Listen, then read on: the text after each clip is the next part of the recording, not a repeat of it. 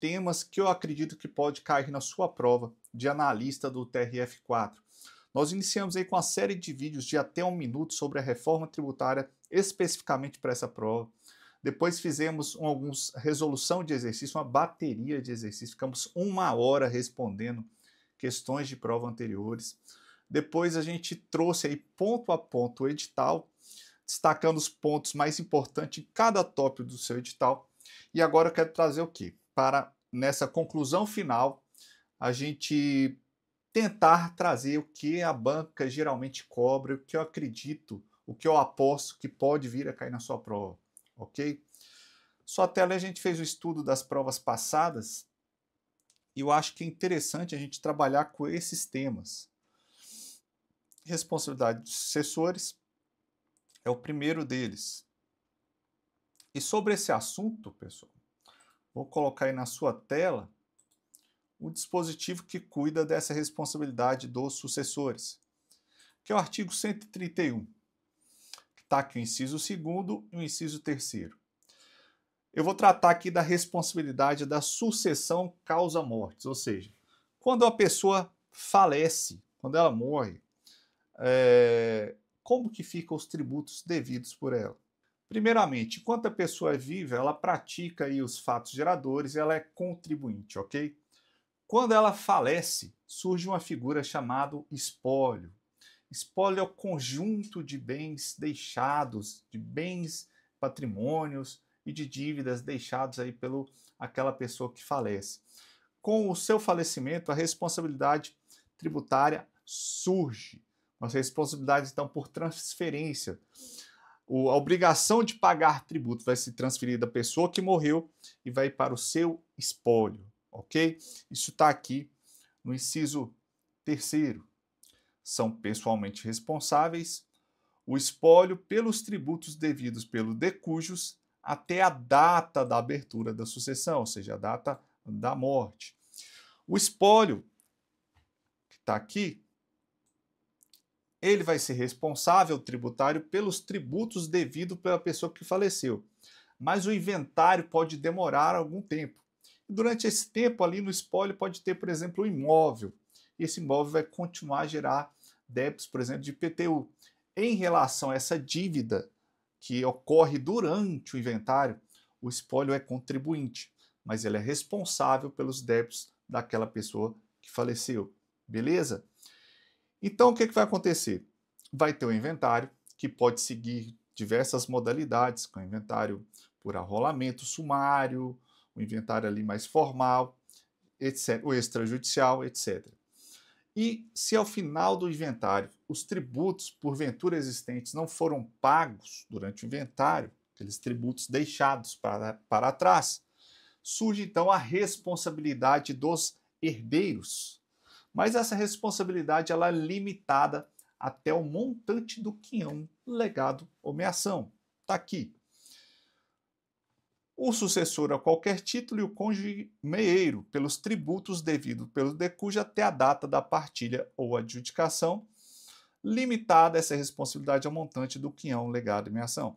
Uma primeira observação é o seguinte: embora o dispositivo fale aqui em tributos, aqui ó, tributos e tributos, a responsabilidade tributária nesse caso também alcança as multas moratórias ou punitivas, ok? Prevalece que alcança as multas moratórias e punitivas. Um segundo ponto é o seguinte: nós temos aqui no CTN também, pessoal, nós temos aqui o artigo 192, que é importante.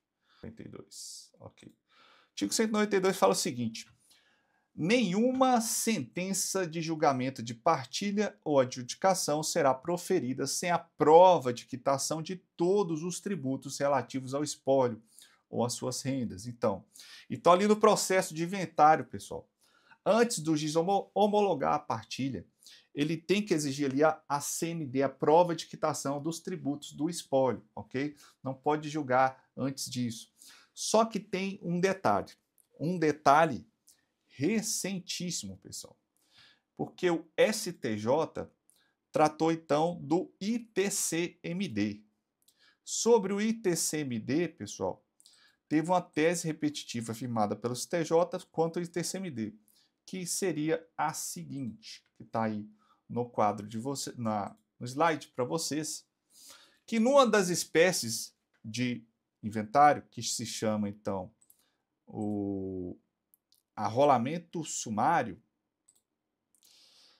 a homologação da partilha ou da adjudicação e a expedição do formal, que é o documento que se usa para transferir os bens ali nos cartórios, não se condiciona ao prévio recolhimento do imposto de transmissão causa-mortes, ok? Não se condiciona.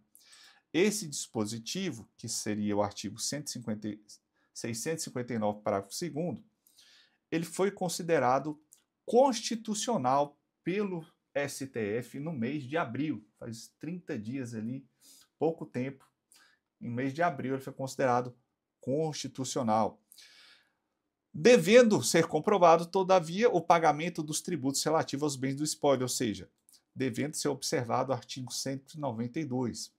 Vamos ler esse dispositivo do Código Civil? Está aí para vocês. Ó, transitada e julgada a sentença de homologação, ou de partilha, ou de adjudicação, será lavrado formal de partilha ou elaborada a carta de adjudicação, e em seguida serão expedidos alvarás, referente aos bens e rendas por ele abrangido. Aqui no final, ó, intimando o fisco para o lançamento administrativo do imposto de transmissão. Então tá aqui. No arrolamento sumário, pessoal, é possível a homologação, expedição de formal de partilha sem o pagamento do ITCMD, ok? Esse imposto depois vai ser cobrado pelo fisco. Esse dispositivo é considerado constitucional pelo STJ e pelo STF. Não vamos errar nesse ponto aqui, ok? Não vamos errar nesse ponto. Outro ponto aqui que a gente precisa tratar, ainda sobre esse tema, galera, é o seguinte. Um tema relacionado ao processo tributário. O que acontece? Imagine que a pessoa estava viva, ok? E aí houve o lançamento tributário e ela foi notificada. Ela estava, portanto, viva. Depois vai ser inscrita, depois do constituição definitiva do crédito tributário, vai ser inscrita em dívida ativa e, se não pago, vai ser ajuizada a execução fiscal. Agora, preste bastante atenção. Se a pessoa falece antes da citação dela na execução fiscal, antes da citação, o fisco precisa adequar a CDA e a CDA, que é a certidão de dívida ativa, para o nome dos herdeiros. Não é possível que seja ajuizada uma execução fiscal contra uma pessoa falecida, ok? Se cair na sua prova que o fisco ajuizou ali uma demanda contra uma pessoa falecida e seus herdeiros receberam a citação no nome dela, é nulo, ok? É nulo. Então preste atenção nisso, é nulo. Agora, se a pessoa foi citada em vida e depois ela falece, aí é possível o redirecionamento da execução para os herdeiros, ok? Isto é importante, pessoal. Importante. Os pontos mais importantes sobre esse tema. O segundo tópico que eu vou colocar aí na tela para vocês é da prescrição intercorrente. Acho que antes de falar de prescrição intercorrente, é importante a gente falar então de decadência e prescrição. Depois a gente parte para a prescrição intercorrente. Primeiro ponto, pessoal, é o seguinte. A decadência é a perda do direito do fisco realizar o lançamento tributário. Perfeito? Ok. E a prescrição é a perda da pretensão da Fazenda Pública de cobrar aquele crédito tributário que já foi lançado. Então preste atenção, se temos um lançamento, para trás do lançamento é prazo de decadência. Para frente do lançamento é prazo de prescrição. Se não há lançamento, só pode ser prazo de decadência.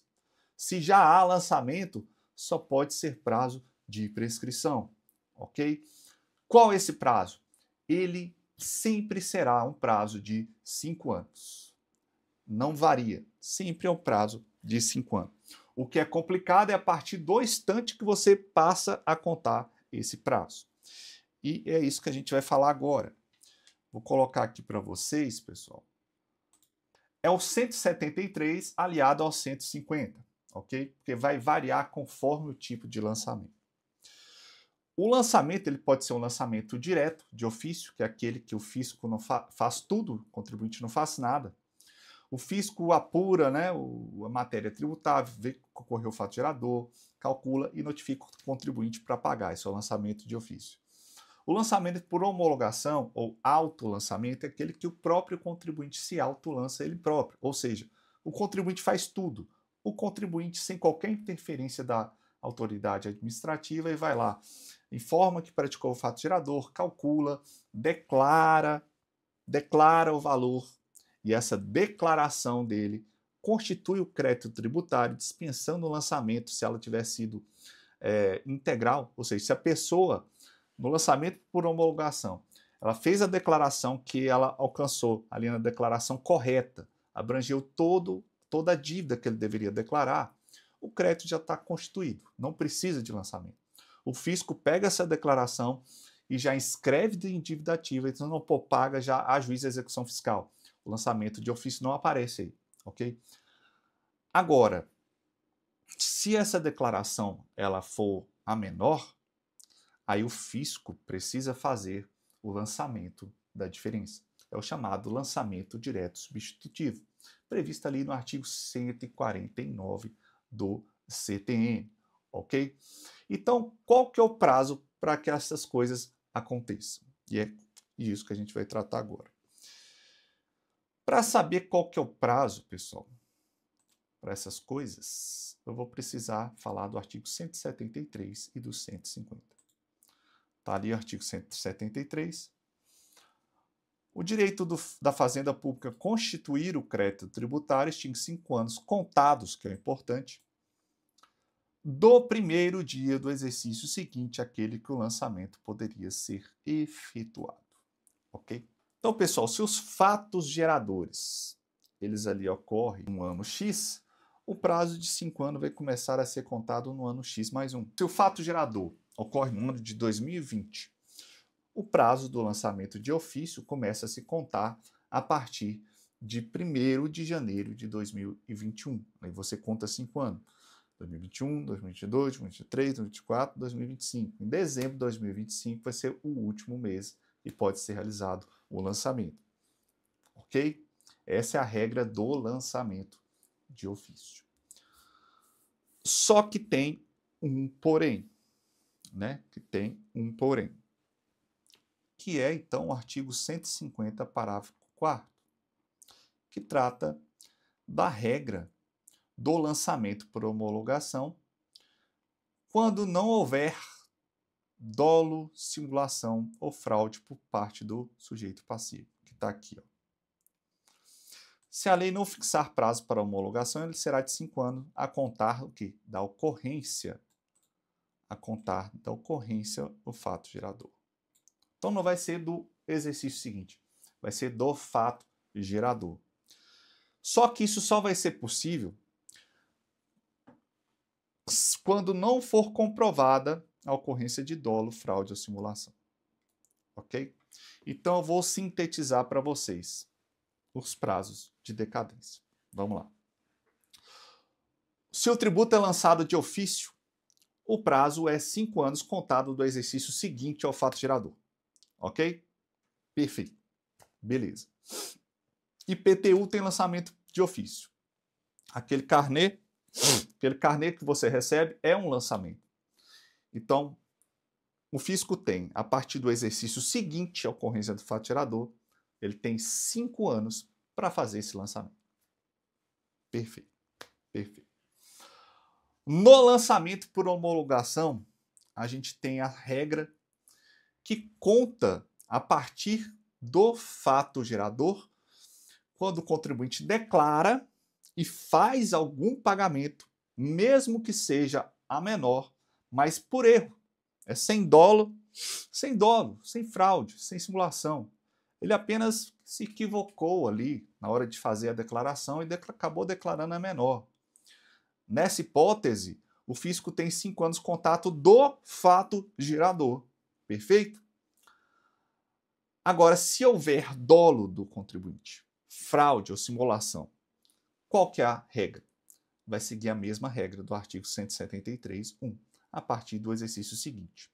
Resumindo, regra do lançamento direto, lançamento de ofício, ou do lançamento por homologação, quando houver dolo, fraude ou simulação, primeiro dia do exercício seguinte à ocorrência do fato gerador.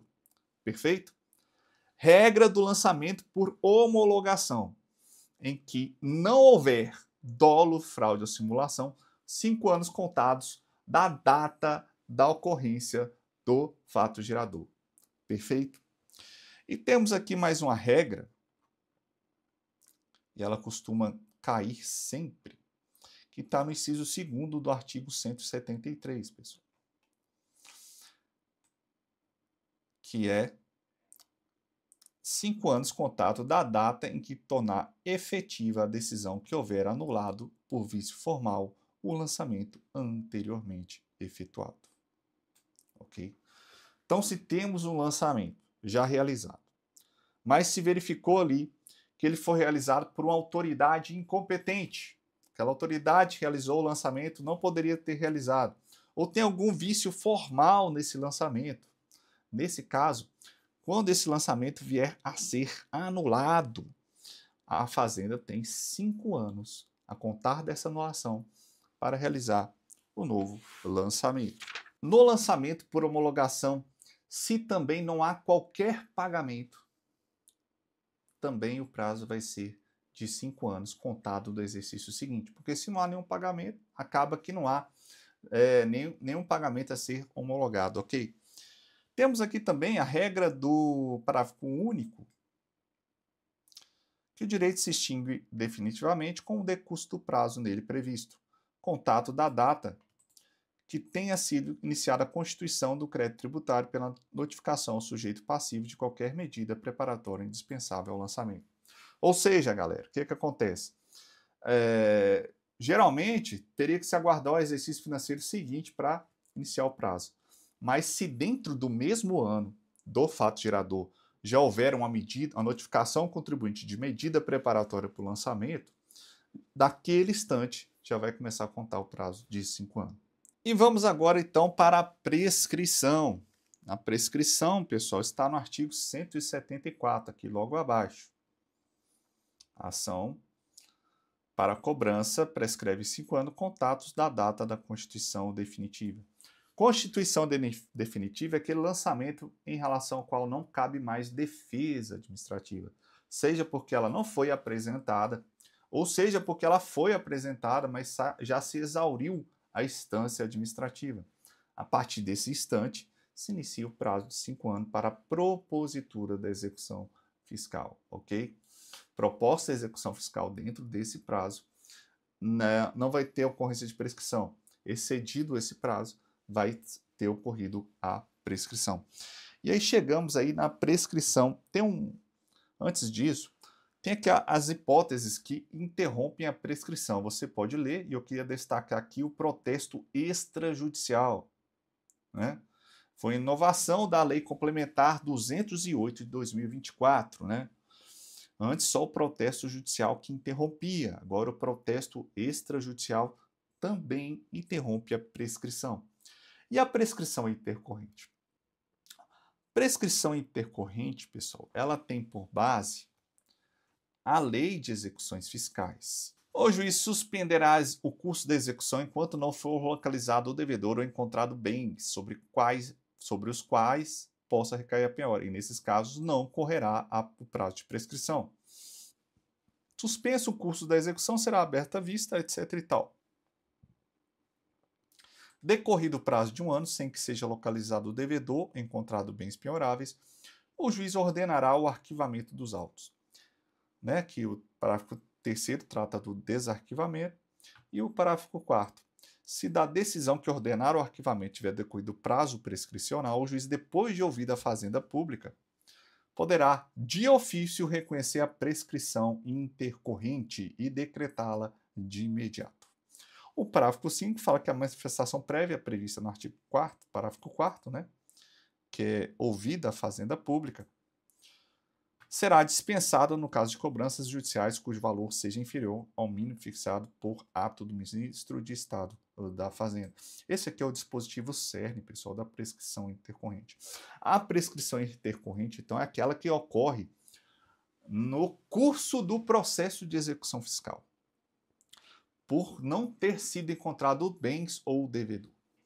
E o que é importante aqui é destacar um julgado do STJ que pacificou esse tema, que é o RESP 1.340.553. E o que ele estabelece?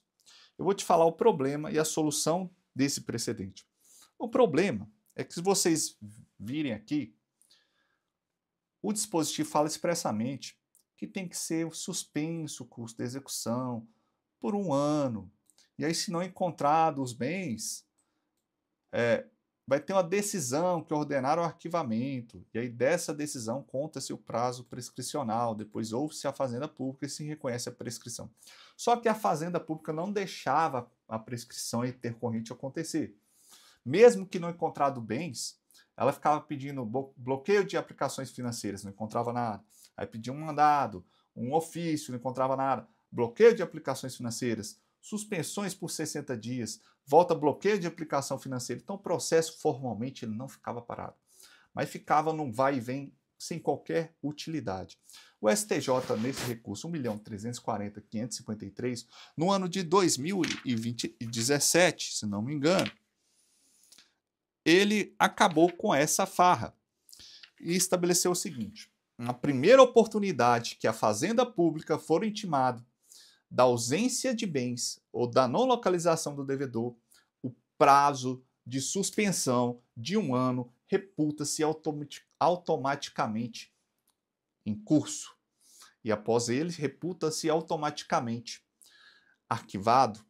E se desse prazo, ou seja, a partir de 5 anos do final desse prazo, não tiver havido uma interrupção da prescrição, há prescrição intercorrente.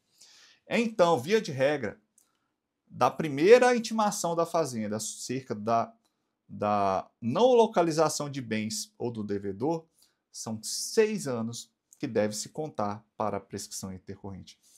Elas só se interrompem com uma constrição efetiva que encontre bens ou com a citação efetiva que encontre o executado. Não encontrado, está extinto a execução por prescrição intercorrente. Ok, pessoal? Então, voltando aqui no nosso roteiro, já falou de prescrição intercorrente. Garantias e privilégios, artigo 187 do CTN. Você sabe que o crédito tributário ele prefere a qualquer outro, com exceção do crédito trabalhista ou dos decorrentes da acidente de trabalho.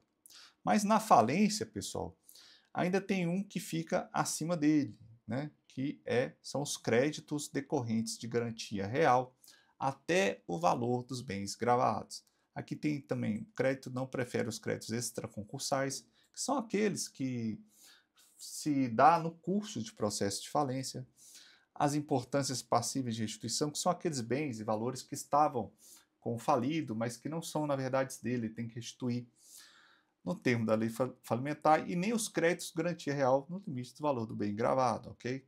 Então aqui, no limite do valor do bem gravado, ok? Vamos lá. A multa tributária só prefere aos créditos subordinados, ela é repartida, o tributo fica com a preferência e as multas ficam lá embaixo, ok? Mas o que eu quero destacar aqui é o seguinte: O concurso de preferência somente se verifica entre pessoas jurídicas de direito por uma seguinte ordem: União, Estados e municípios. Esse dispositivo foi reconhecido como inconstitucional pelo STF. Por quê? Porque a lei não pode criar um tratamento privilegiado para a União em detrimento do Estado, em detrimento do município, nenhum em detrimento dos outros. Não existe essa preferência da União quando há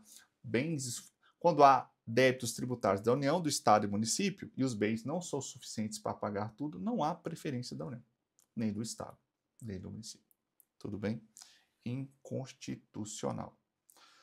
Voltando aqui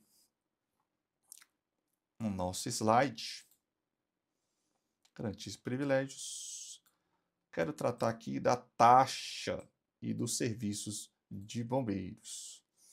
Sempre se entendeu, vamos lá, pessoal, a taxa é um imposto de fato gerador vinculado, ou seja, a taxa ela tem como fato gerador, pessoal, a prestação de um serviço específico, serviço público específico ou divisível, prestado ao contribuinte ou posto à sua disposição quando for de utilização potencial e compulsória, ok? Ou o exercício do poder de polícia, ok? Então tem que ser um serviço específico e divisível. No caso da taxa de incêndio, da taxa de bombeiro, sempre se entendeu que o serviço não era específico, porque o favorecido, o beneficiário, era toda a coletividade. Era inespecífico, a função essencial do Estado. Mas o STF mudou o seu entendimento. E passou, e isso que pode cair na sua prova, e passou a permitir a cobrança de taxa de incêndio. Ok? Não esqueça, STF permite a cobrança de taxa de incêndio. Agora, cuidem, por quê? Porque essa taxa, o Corpo de Bombeiros é um serviço dos estados, de competência dos estados. Portanto, só os estados ou DF que podem instituir a taxa de bombeiros. Os municípios não, porque os municípios não têm competência administrativa para prestar esse serviço. Ok?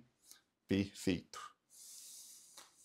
Exceções à legalidade e à anterioridade. Isso aqui, pessoal, é obrigatório que vocês saibam para fazer a prova de vocês. E eu separei aqui um gráfico do nosso manual.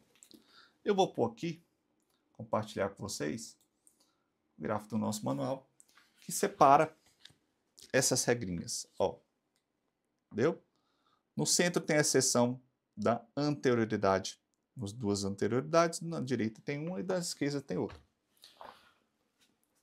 Vamos lá. São exceções às duas anterioridades. Imposto de importação, imposto de exportação, IOF, imposto extraordinário de guerra, imposto extraordinário de guerra, empréstimos compulsórios de guerra ou calamidade pública. Preste atenção, existem dois tipos de empréstimos compulsórios, o de guerra ou calamidade pública ou de investimento público de caráter urgente, de relevante interesse nacional. Esse segundo observa as duas anterioridades. Só o primeiro, de guerra ou calamidade pública, que não observa. Ok? São exceções à anterioridade de 90 dias. O imposto de renda, a base de cálculo do IPVA, a base de cálculo do IPTU e depois eu vou falar do IBS e da CBS. São exceções à anterioridade apenas do exercício anual. O IPI, a CID combustíveis e o ICMS combustíveis. Em relação ao IBS e a CBS, pessoal, também tem um gráfico aqui que eu quero compartilhar com vocês, que está aqui, ó. Conseguem ver? Não fica legal na câmera, né, pessoal? Mas eu vou tentar resumir para vocês. O IBS é um imposto, ok? E a CBS é uma contribuição, tudo bem? Então o IBS segue as duas anterioridades, pessoal, porque é um imposto. E a CBS, como ela é uma contribuição, obedece apenas à anterioridade de 90 dias, ok?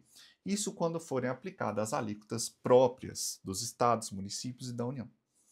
Agora, se a alíquota de referência fixada pelo Senado é que for aplicado, vai aplicar apenas a anterioridade do exercício, seja para a CBS, seja para o IBS. Exceções à legalidade, pessoal. Existem, primeiro, a exceção de modificar alíquotas, e são desses tributos aqui, ó. Vamos ver se consigo mostrar para vocês. Não vai... desisto de mostrar para vocês, pessoal. É o imposto de importação, o imposto de exportação, o IPI, o IOF, a CID combustíveis e o ICMS combustíveis podem ter as suas alíquotas modificadas por ato infralegal, ok? Além disso, a atualização do valor monetário da base de cálculo de um tributo também, a fixação do prazo de recolhimento também, e a instituição de obrigações acessórias são exceções à legalidade. Então, com isso, a gente conclui aqui essas exceções. E também a anterioridade do IBS e da CBS, ok? Lançamento, eu acabei tratando, né, do lançamento. Conceito e modalidades. O lançamento, ele está previsto no artigo 142 do CTN. Pessoal. Ele é importante porque ele já caiu em prova, ipsi literis, o que ele está dizendo. Vamos lá, vamos fazer a leitura dele para você não cair, para FCC não te derrubar. Tá ali, ó, artigo 142. Esse é o conceito de lançamento. Compete privativamente à autoridade administrativa constituir o crédito tributário pelo lançamento. Ok? Lançamento é a forma de constituição do crédito tributário pela autoridade administrativa.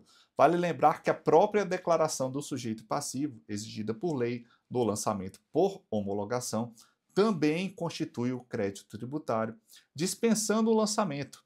Seguindo aqui, assim entendido o procedimento administrativo tendente a verificar a ocorrência do fato gerador, da obrigação, determinar a matéria tributável, calcular o montante do tributo devido, identificar o sujeito passivo e, sendo o caso, propor a aplicação da penalidade cabível, ok? Já caiu isso aqui em prova desse jeitinho, ok? Beleza. Voltando aqui, já tratou das modalidades do lançamento, que é o último tópico que eu coloquei aqui. Limitações ao poder de tributar e imunidades, você precisa estar afiado para qualquer prova que você for fazer. Então vamos pegar aqui as imunidades genéricas, quero falar um pouquinho delas com vocês. Aí, pessoal, a imunidade está aqui. É vedado à União, Estados e Municípios instituir impostos sobre patrimônio, renda ou serviços um dos outros. O que é importante destacar sobre a imunidade recíproca? É importante destacar, pessoal, o seguinte: se a União tem um imóvel e ela aluga esse imóvel para um particular que não é imune, esse imóvel não vai ser imune, ok? Vai pagar IPTU, porque ele vai estar sendo utilizado para uma atividade econômica qualquer, ok? Beleza. Agora, em relação à mesma situação, em relação às entidades religiosas ou partidos políticos, principalmente aqui, ó, instituições de educação e assistência social, é diferente. Se eles tiverem um imóvel alugado por um terceiro, se eles pegarem esses aluguéis e verterem para suas atividades essenciais, o imóvel permanece imune. É o contrário da imunidade recíproca, ok? Outro ponto importante da imunidade recíproca é que, se a União, Estados ou município for um devedor de alienação fiduciária, ainda assim vai ser imune esse imóvel, esse bem de alienação fiduciária. Houve uma alteração aqui também, que incluiu aqui entidades religiosas e templos de qualquer culto, inclusive as suas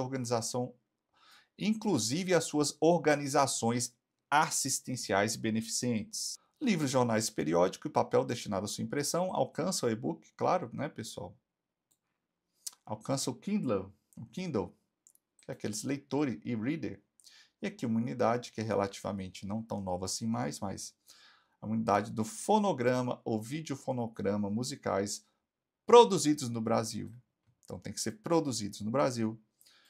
E deve conter obras musicais ou literamusicais de autores brasileiros ou obras, em geral, interpretadas por artistas brasileiros. bem como suportes, materiais e arquivos digitais que os contêm, salvo na etapa de replicação industrial de mídias ópticas de leitura a laser, ou seja, aquela produção em série de CDs e DVDs, não alcança essa imunidade. Empresa pública e sociedade de economia mista, ela é imune ou não? O dispositivo que trata disso é esse aqui, ó. As vedações do inciso 6º-A e do parágrafo anterior, né, que é a imunidade recíproca, a própria e a extensiva, não se aplica ao patrimônio, renda ou aos serviços relacionados com exploração de atividades econômicas regidas por normas aplicáveis a empreendimentos privados. Ok? Então, qual que é o fato importante aqui? Se as empresas públicas e sociedade de economia mista exploram atividade econômica em sentido estrito, ou seja, Caixa Econômica, Banco do Brasil, não há imunidade. Agora, se a empresa pública ou a sociedade de economia mista ela for uma prestadora de serviços públicos, aí precisa fazer uma segunda análise, ok?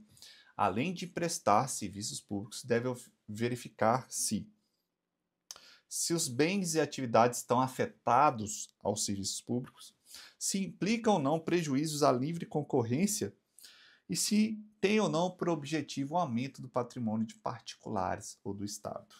Pessoal, então essas são as nossas apostas, né? São as nossas apostas para a sua prova. E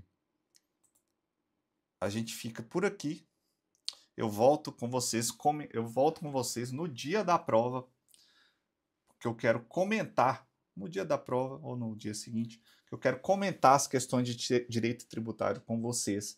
E se tiver alguma questão passiva de recurso, a gente já vai destacar para vocês, ok?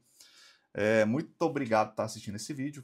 Se inscreva aqui no canal, ative lá, acho que tem um sininho lá, ative o sininho. Siga a gente nas redes sociais, Ari Timóteo Júnior, no Instagram. E grande abraço e até a próxima. Valeu!